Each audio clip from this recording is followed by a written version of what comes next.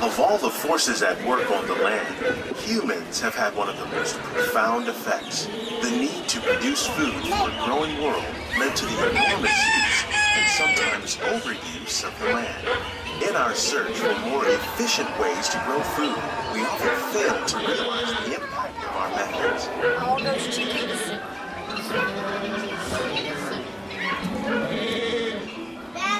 That was a billy goat. Today, we're learning to live with the land, discovering better ways to grow food that will assure both human and environmental well-being.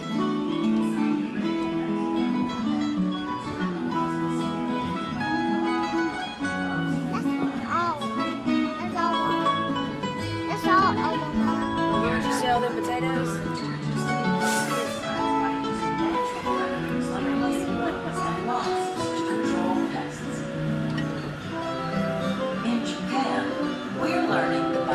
Composted leaves and other plant material to our soil, we can reduce the need for fertilizers. In farmlands across America, we're learning that by plowing under vegetation containing natural fertilizers, we can enrich the soil without the use of chemicals. In Saudi Arabia and Mexico, we're learning to produce food on desert seacoasts by developing and planting crops that thrive on yet still respect the needs of the land. Some of the questions are being discovered just ahead of unique living greenhouse environments. To help us maintain these carefully controlled ecosystems, and for your safety, please remain seated in your own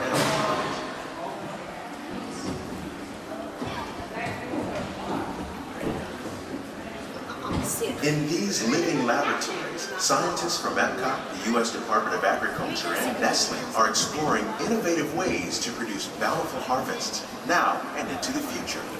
The tropics are home to the greatest diversity of plants on the planet. Many of these, like bananas, cacao, coffee, and rice, are well known around the world. Others, like the jackfruit, fluted pumpkins, and dragon fruit growing here, represent the vast number of lesser-known tropical plants. Many of these are exceptionally high in vitamins and nutrients.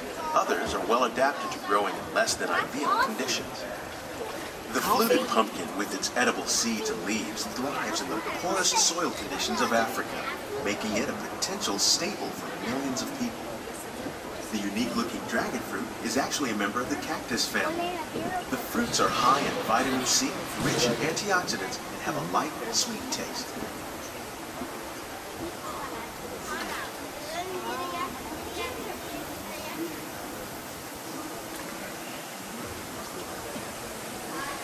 As we learn more about these plants, we discover new ways they can help us meet our food needs. One day, some of these may be as popular as the bananas growing on both sides of the boat. More than 28 million tons of bananas are eaten annually, making it the most popular fruit in the world.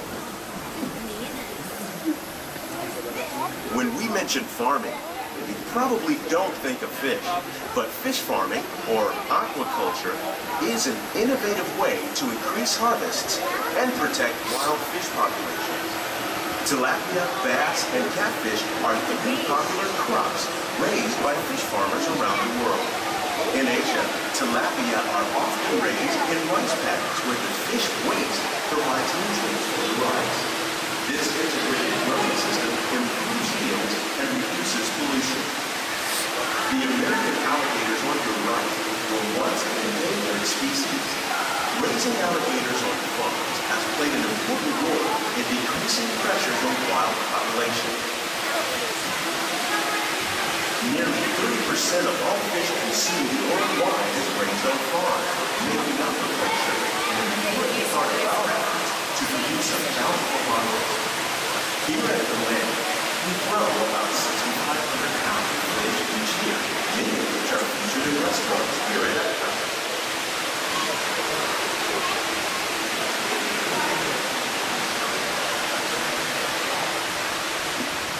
This greenhouse is full of some of our biggest ideas. Giant pumpkins and winter melons are certainly impressive, but their real importance far exceeds their record-setting size. These supersized crops represent the best efforts of scientists and farmers to improve plant yields. Years of careful selection and crossbreeding results in plants that produce more food, are more resistant to pests, and can even grow in marginal climates. And it doesn't hurt that one 9-pound lemon will make about a gallon of lemonade on a hot summer day.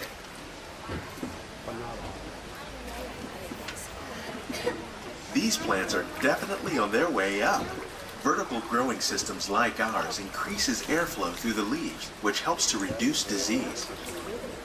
Diseases and pests are two of the biggest challenges faced by farmers around the world. Innovative growing techniques are just one way to fight these problems. Using beneficial insects to manage pest problems is another technique we're using. We're also growing plants using our novel nutrient film system. By recycling water and nutrients, the system can save farmers money and help protect the environment. Look at the lettuce. Here's something you don't see every day: tomatoes growing on trees. These plants were originally developed by Chinese scientists. Tomato trees live longer and produce many more tomatoes. One of ours lived 16 months and produced over 32,000 tomatoes. Much of the produce you see growing in our greenhouses is served in the restaurants here at the land. Onions, goodness gracious. Watermelon. Onion. Oh, that's like They have watermelon trees now. Papa, you got pumpkins. Oh, the pumpkins over there, Daddy. The future of agriculture includes some high-flying ideas like the ones you see here.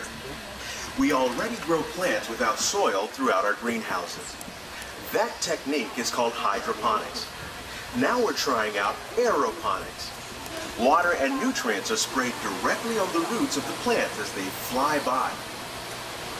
In our lab, scientists from the U.S. Department of Agriculture are working to develop dwarf pear trees.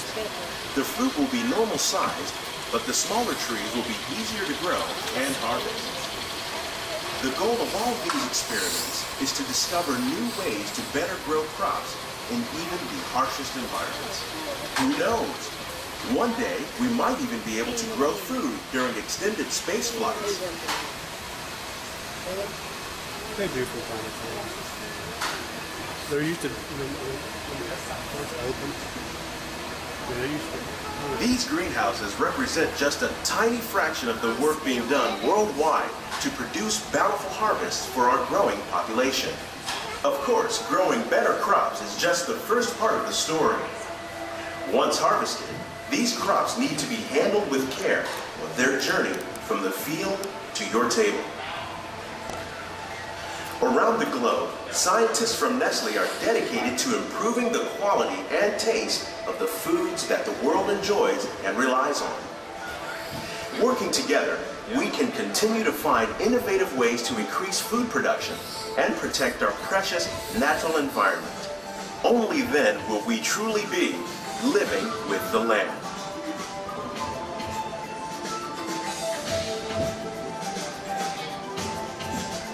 On behalf of Walt Disney World and Nestle, we hope you have enjoyed this unique journey through our living laboratory. Those of you interested in an even closer look at our greenhouses might consider the behind-the-scenes walking tour. It's a great experience for the whole family. The tour desk is near the entrance to Soaring.